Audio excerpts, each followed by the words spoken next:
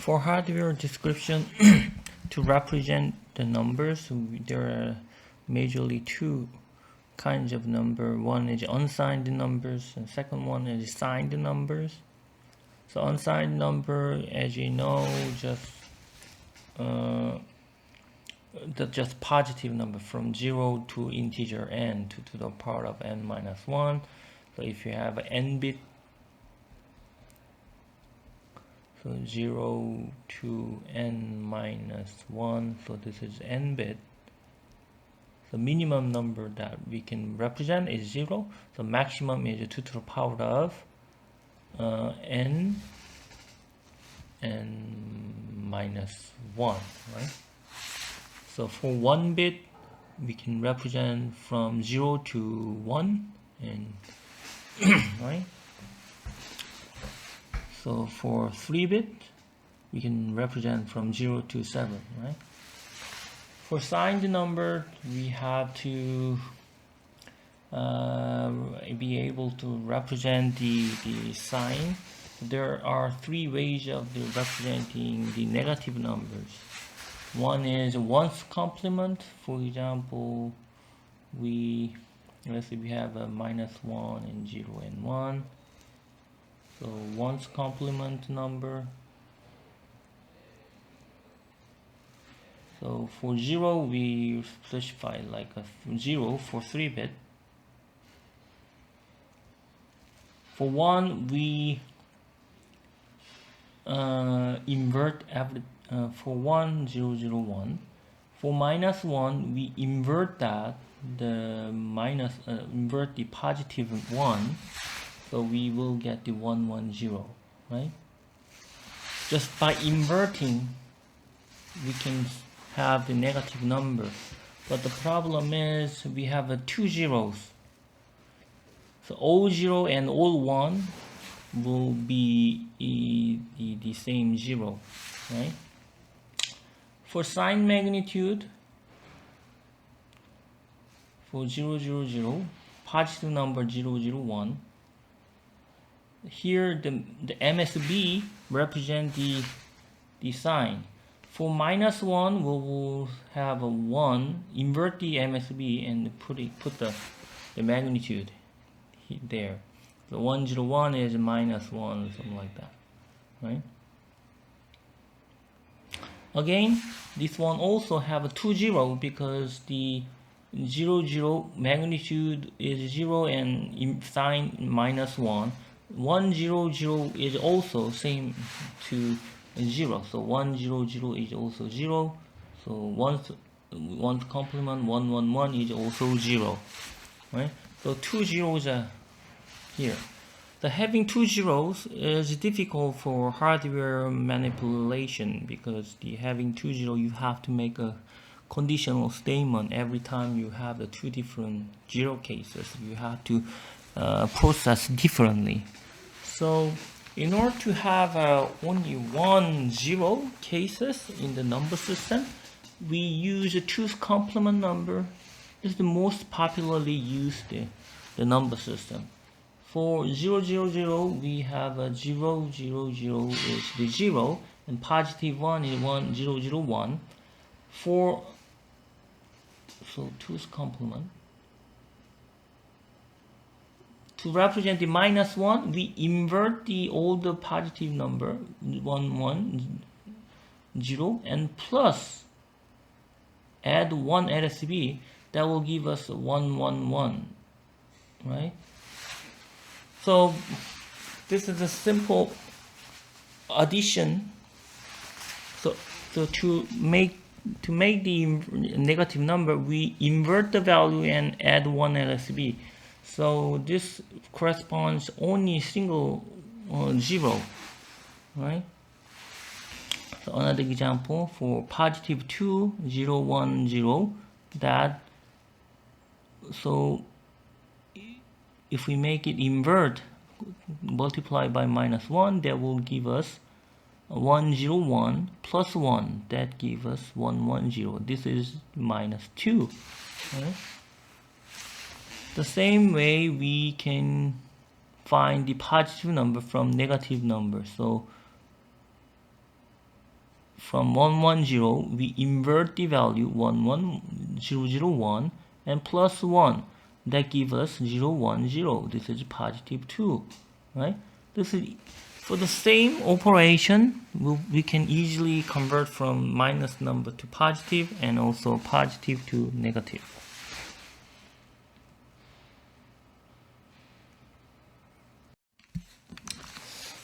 We will see some example of incomplete description and why that is the critical and dangerous, and how we avoid those things. For example, so we have a multiplex of 3 to 1 mux.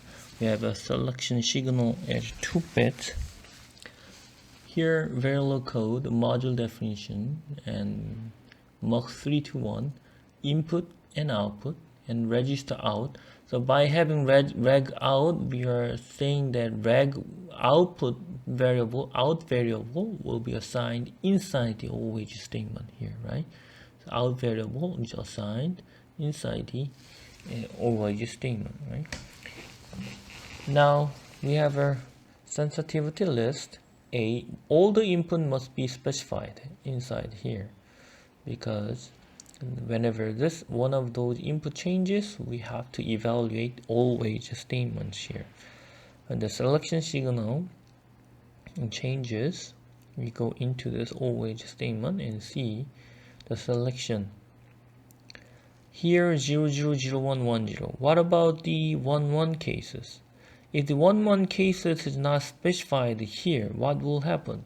Is this actual 3 to 1 multiplexer? So in this case, we are trying to don't care when 1 input comes in for selection. We doesn't care how we map, the map from input ABC to out.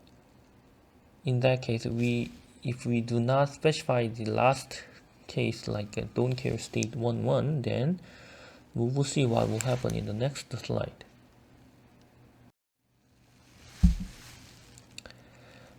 Here, if the output is not assigned, then the tool think that we have to hold the value, right? Output is not assigned to anywhere. Assigned to there's no assignment definition. That means we need to hold the value, the previous value. Meaning holding value require the latches, like a D latch here. When selection is 1, then this one goes to 0. The latch becomes disabled and getting to hold mode. Having latch here is not what we really wanted, right? This will have a memory inside, so this becomes very critical when you place and route.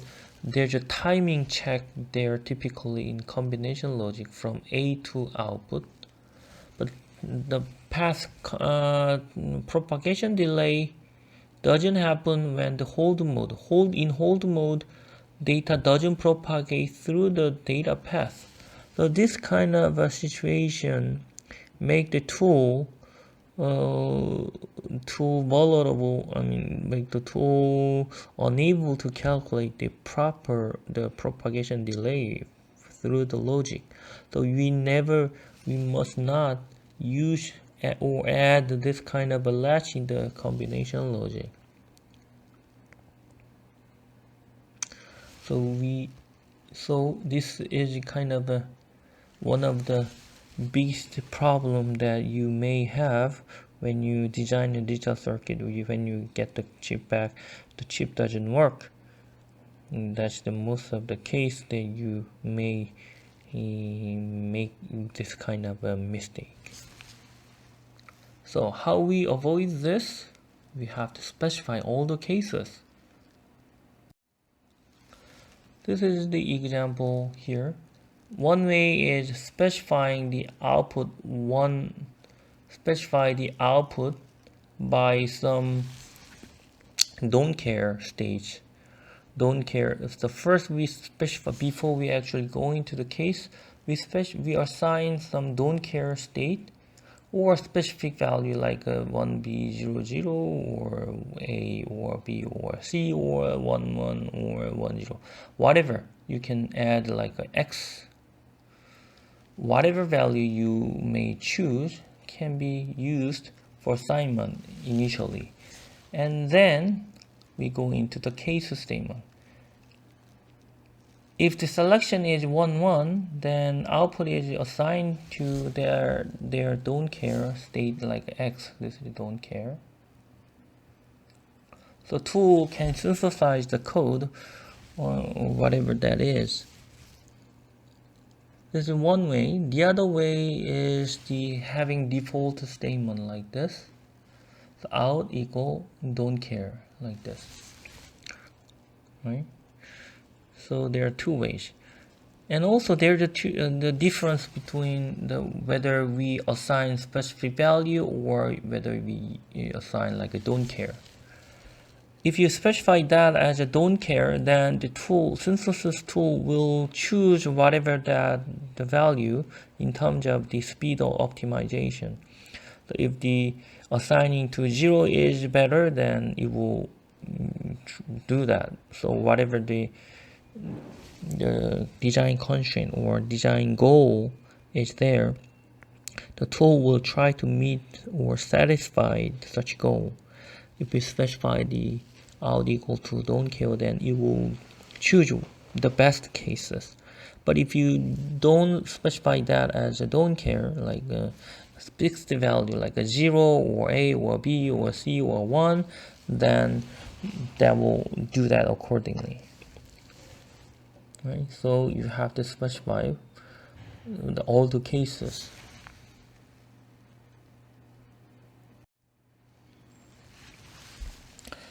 This is another example of a priority logic here.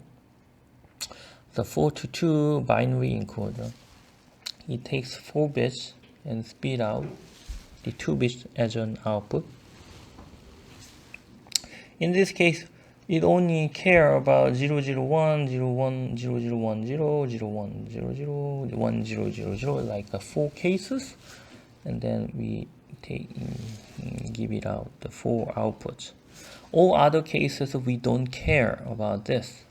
In this case, we will we may specify use that as using the if statement. So if I0 is 1, then output E is 00.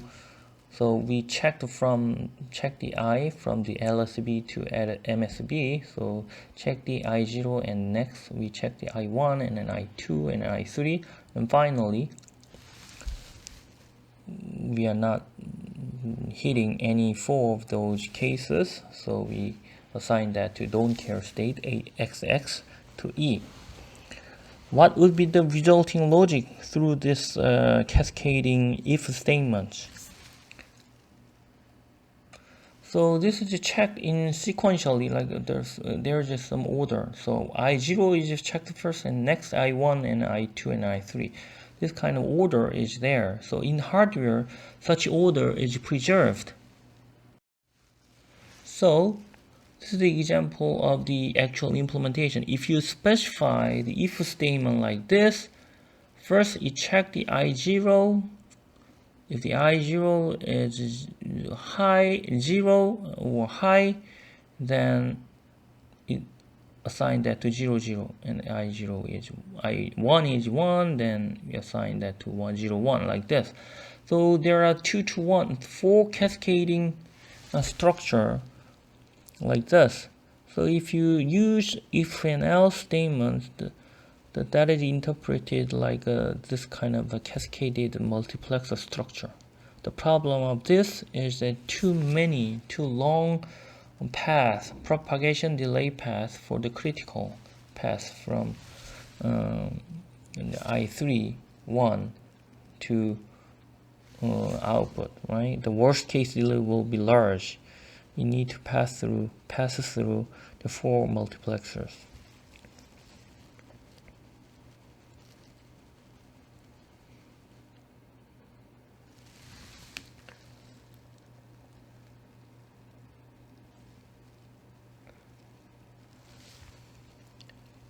right?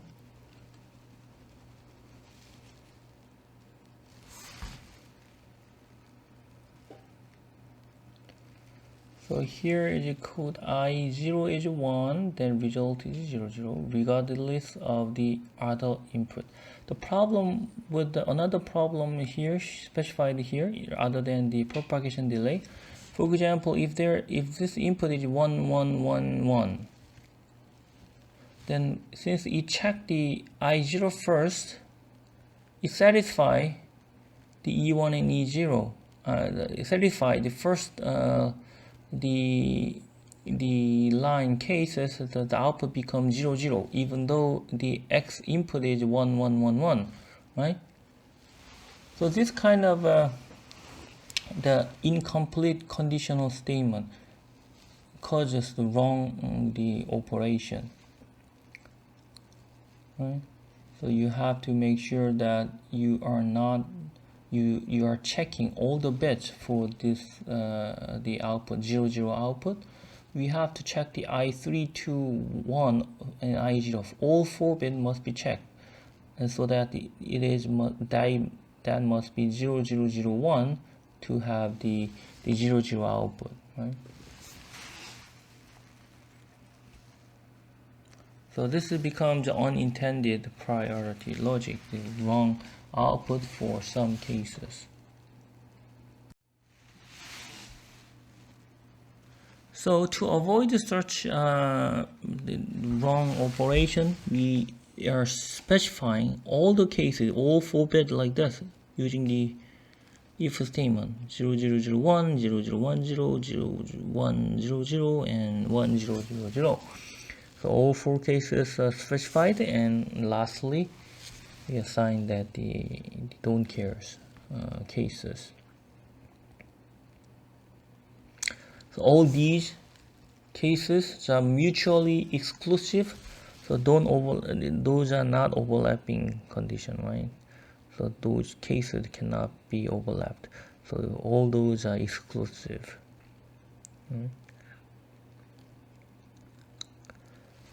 So optimum delay logic will be like this.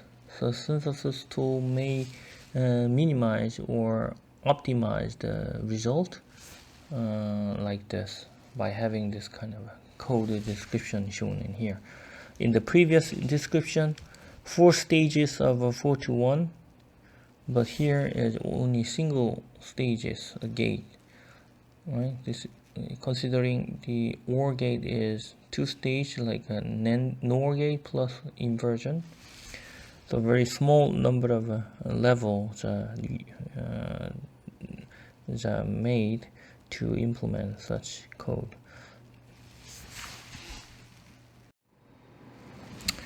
When you design a large system or large design, you have to have multiple modules, and between them you have to be able to connect that. So here the 2 to 1 multiplexers and adder, subtractor, multiplier, and 3 to 1 multiplexer.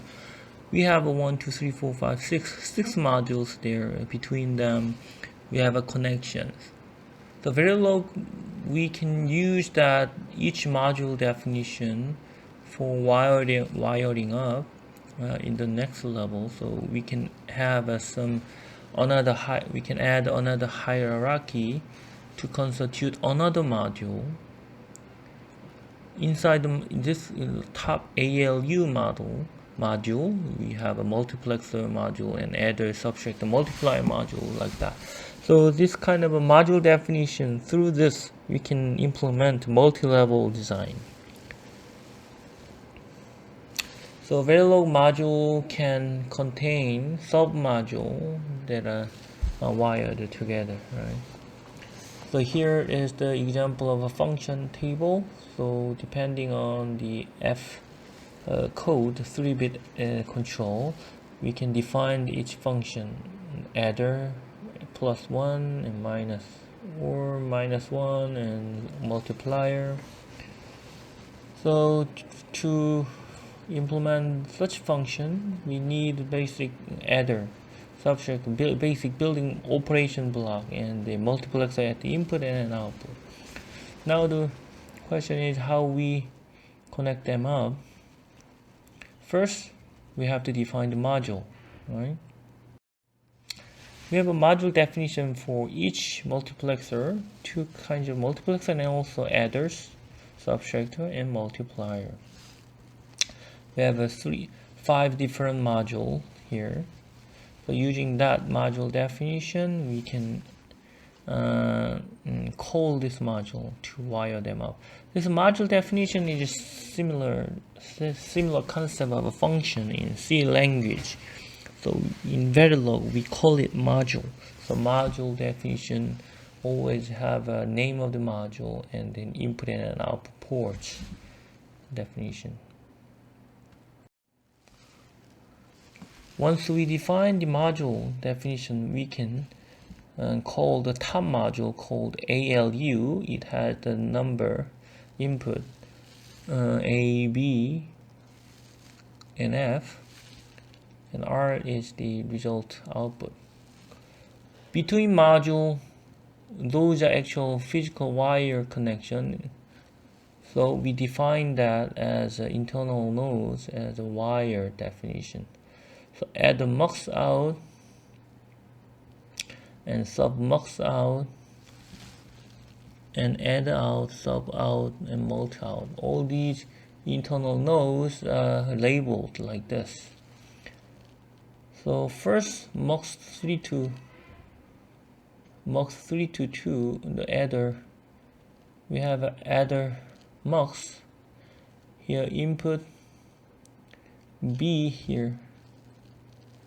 Take the input B, this is the input B goes to here, 1, and we add B and 1, and using the function 0 control. So this kind of a 2 to 1 multiplexer we can define like that. So what is the add mux out? Add mux out is this node probably. Right? So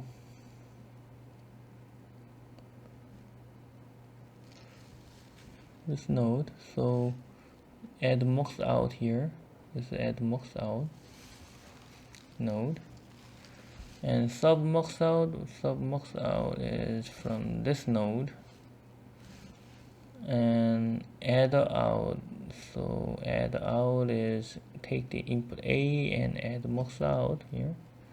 The output is add out here. Add out is that one. Sub out is this guy. And multi out is that guy. Right? So each nodes are there. So by specifying, putting the wire into the port location, we can specify the wire connection between all those blocks.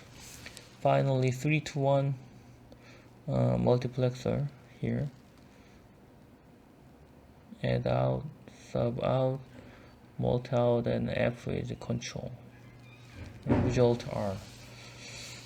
The first, when you specify the module connection here, you specify the module name. Right? This module name we defined in the previous slides, right? And we specify the instance name. This is the instance name must be unique, that represent the the instance of the cells. And then we have a corresponding wire connection definition here.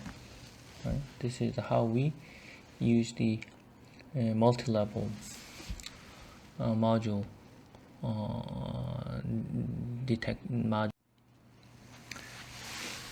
There are 2 different types of a module connection method. The first method we described in the previous slide is that, so instance, the name of the module, an instance name, and we specify the wire name here. But the problem with this kind of specification is that we don't know the first port and second port and third port. Each port is which signal. We should remember what is the the port order. So in that case, you have to always look for the module definition and trying to match the order of the connection name. To deal with such problem, there's another way of specifying the module port connection is that dot port name. Use the dot port name definition. We can make sure that each ports are corrected properly. For example, the cell port in the multiplexer is connected to F wire. Out is connected to R. The I0 input is connected to add out wire, something like that. So by specifying the port name here, so now it becomes easier for the connection to make sure that you are not making any mistake. The first method, if you change the order in matter, right, you are connecting differently. But here, since you are defining port name, specifying port name here, even though you swap the order, it is okay.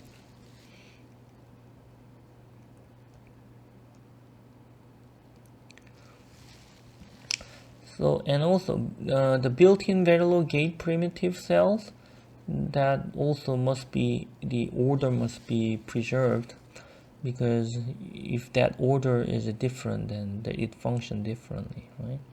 You have to remember how the inputs are connected. Right?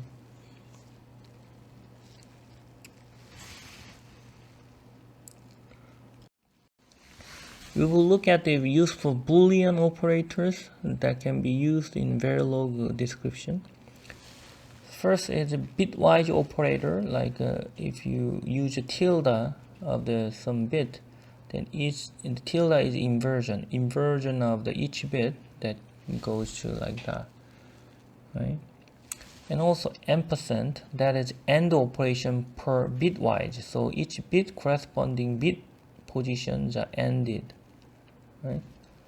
So it results in like that. The bitwise operator, like that. Also, the logical operator returns true false output. So if you exclamation of this bit becomes the inside all these bits are ORed, whether that is 1 or 0. If any one of those there is the bit 1 is there, it results in the 1, and there single bit is inverted there, so final result becomes 0.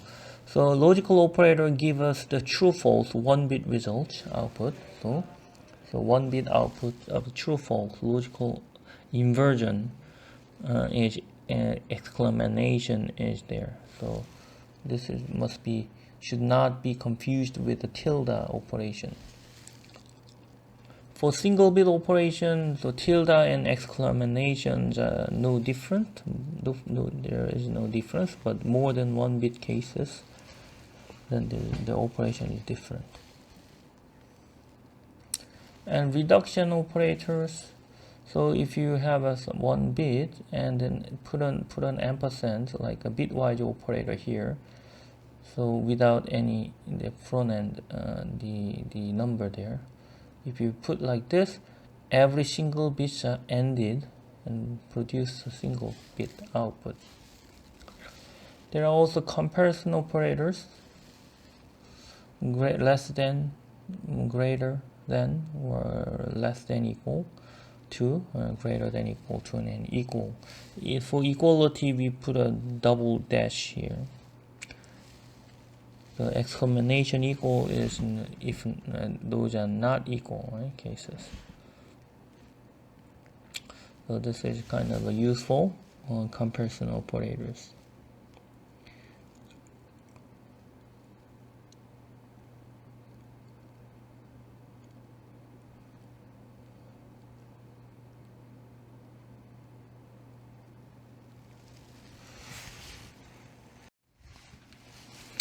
So here is 2 different equality check operator. One is a double dash and triple dash. The difference is that in double dash, if the one of the inputs is X or Z in the bits, then it turns out it generates X, unknown X. But for triple X cases, it compares the bit by bit. If the X is A is X and B is X, those don't care coming in, then it generates the true or false, return 0 or 1, even though the input contains X or Z. So typically X or Z is not practically synthesizable. X or Z is not something that you don't want. In that case, so the output must generate the X like some unresolvable data output. So triple dash like a conditional comparison operator is like mostly used in modeling behavior, but actual synthesis, hardware synthesis and verification, you may use, you prefer to use the double dash, like such kind of a condition. This conditional operator just used for only for behavioral oral comparison. This cannot be synthesized, not synthesizable. Right? The actual logic gate, AND gate or NOR gate, all the gates are output defines two cases, 1 or 0. So X state is kind of if you getting the input as an X state, then there's something is wrong inside your logic. So each bit variable, let's say logic definition, can contain in Verilog 0, 1 or X or Z. G is like a tri-state buffer output. If your cell is tri-state buffer, then the Z is allowed. But most of the logic design, we only allow 0 or 1 output cases, right? So for triple dash, it treat the 0, 1, XZ as the standalone, the valid input state, and check those cases as well. So this is not the synthesizable the statement. Okay, so try to use the double dash in this case only for actual hardware implementation. This is the summary of this chapter. So we use a multi-level, multi-module description we touched upon. You can describe the behavior and data flow and logic and switches, right? So between them, we define module definition, and then we call those module to create another level of the module definition, right? Gate level description typically not used. So you are not dealing with you are not writing gate level usually, because gate level netlist will be generated by the synthesis tool. So gate level, if you look at the gate level description, you cannot understand what is going on and what this logic is doing, because it involved so many gates, right?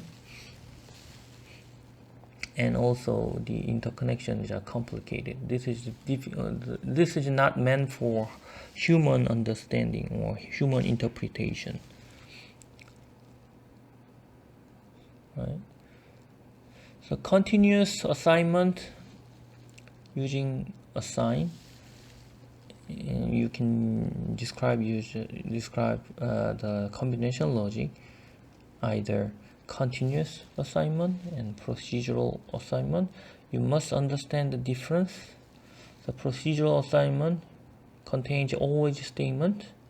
This is the efficient way of a behavioral description in when you have a very long lines of the operation.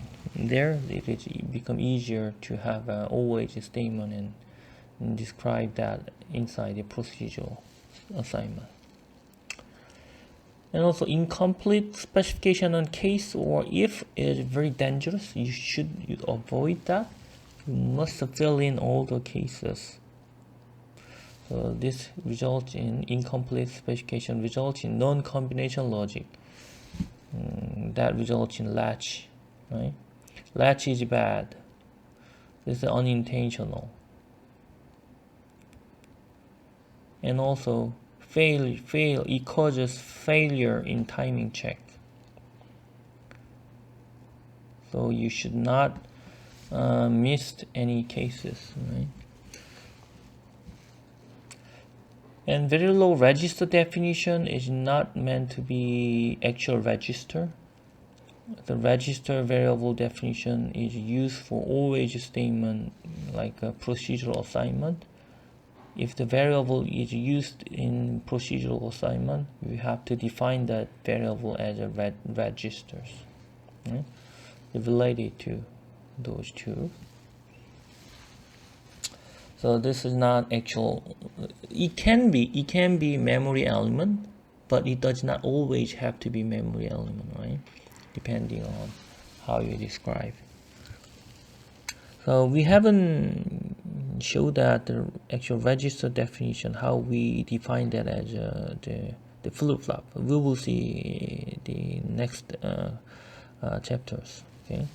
So here, what you have to remember is the register definition can be wire or memory flip-flop, right?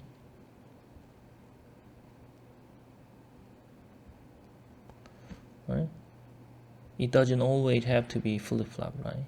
It can be wire as well. Okay, so it can be used for combination logic definition. The modular design approach is a kind of a must to manage complexity. So complexity in the digital design is complete. The multi-level hierarchies are there, so you must use some modular design. In that way, you can understand the code and operation properly. Okay.